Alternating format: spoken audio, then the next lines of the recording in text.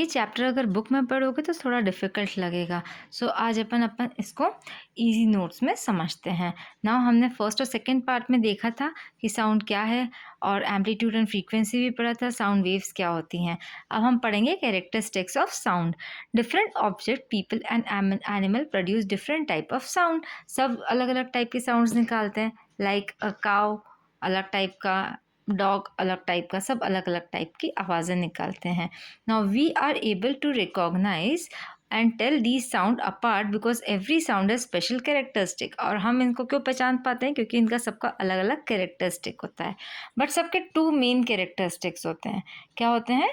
To main characteristics होते हैं। तो two main characteristic of sound are, ये एग्जाम का बहुत मेन क्वेश्चन होता है, इसे बड़े ध्यान से सुनना कि two main characteristic of sound are first amplitude and second is frequency. Okay, now first अपन पढ़ेंगे एम्पलीट्यूड। एम्पलीट्यूड क्या है? Amplitude is a loudness of sound. जो साउंड की जो लाउडनेस होती है उसे हम एम्पलीट्यूड कहते हैं। Amplitude tell us how loud और सॉफ्ट अ साउंड इज, मतलब कि कितना लाउड है या फिर कितना सॉफ्ट है, वो एम्पलीट्यूड होता है। अब एम्पलीट्यूड हमने सेकेंड पार्ट में, फर्स्ट पार्ट में पढ़ा था कि एम्पलीट्यूड क्या होता है? दिस इज अ वेव, है ना, and the height of this is the amplitude, कि कितना ऊंचा जा रहा है। ओके, अब वेव की अगर इतना ऊंचा जा रहा है तो दिस इज द एम्पलीट्यूड। ठीक है, this is a loud sound. धीरे जा रहा है, it is a soft sound. Okay, it shows the amount of energy carried by a sound wave. और क्या शो करता है कि कितना अमाउंट है एनर्जी में साउंड वेव से। हमने देखा था ग्रेटर एम्पलीट्यूड, जितना ज़्यादा एम्पलीट्यूड, मैंने अभी ऊपर जो समझा है कि जितना ज़्यादा एम्पलीट्यूड उतनी louder the sound is. Okay okay, now more energy, और उतनी ही ज़्यादा एनर्जी, मतलब हम चिल्लाते हैं, लाउड बोलते हैं, तो उतनी ही ज़्यादा एनर्जी भी यूज़ होती है और उतना ही ज़्यादा हाई एम्पलीट्यूड होता है। Now smaller the amplitude, that is smaller the amplitude, one second, smaller the amplitude, ये larger the amplitude, ये smaller the amplitude. Now smaller the amplitude, so soft sound. Okay, and less energy. The unit of amplitude, loudness की unit क्या होती है? Decibel. क्या होती है? Decibel. ये एग्जाम में वन वर्ड में क्वेश्चन आता है कि what is the unit of amplitude? The unit of amplitude is decibel. Okay, now example of loudness, loud sound का, जैसे लायन जो रोर करता है, ट्रैफिक का नॉइज़ है, जो भी साउंड थोड़ा लाउड होता है हमें थोड़ा सा क्या होता है, इरिटेट सा करता है, कि मतलब बहुत ज़्यादा शोर, जिसको कहते हैं हम शोर कहते हैं, बेसिकली शोर कहते हैं, वो होता है लाउड साउंड। और एग्जाम्पल ऑफ सॉफ्ट साउंड, जैसे बर्ड चिर्पिंग, धीरे धीरे हम बात करते हैं, विस्परिंग करते हैं, that is the example of soft sound. हाँ, higher amplitude, now learn this. Okay, higher amplitude louder the sound, lower amplitude feeble and soft sound. क्या लर्न करना है?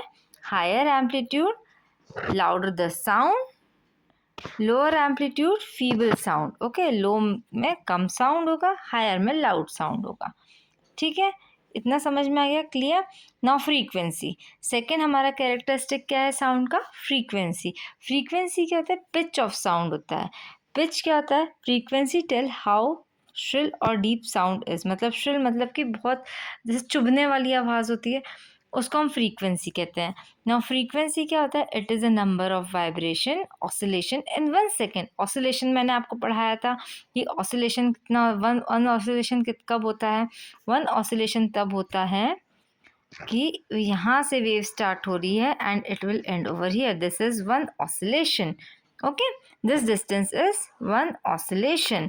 ठीक है, अब इसमें ये बताया गया है फ्रीक्वेंसी होती क्या है कि नंबर ऑफ वाइब्रेशन या फिर number of oscillation in 1 second, कितने सेकेंड में, एक सेकेंड में कितने ऑसिलेशंस हो रहे हैं, वो फ्रीक्वेंसी उससे डिसाइड होती है।